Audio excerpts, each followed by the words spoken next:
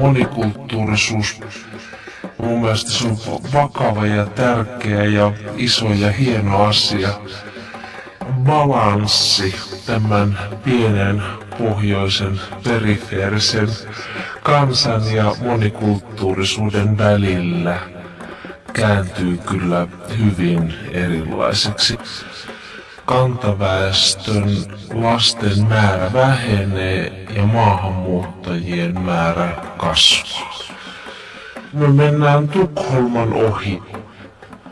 Monikulttuuristuminen ilmiönä on sellainen, että se koskettaa kaikkia yhteiskunnan toimintatapoja, jotka on viritetty aivan erilaisen yhteiskunnalliseen tilanteeseen ja hyvin homogeeniselle väestöpohjalle.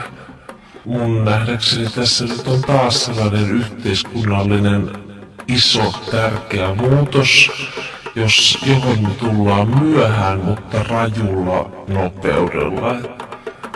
Mä uskon, että suomalaiset ovat varsin suvaitsevainen kansa. Varsinkin täällä muistaaksä toi baari, toi klubi.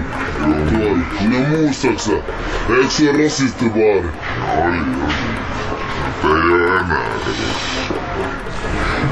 Sitten on muistaaksä toi jätkä, joka menee liunin sisällä tuolla. Joo. Kun mä hakannut se naamo on ihan verissä. Rasisti-ihmisiä. Monikulttuurisuus. Mun mielestä se on hieno asia.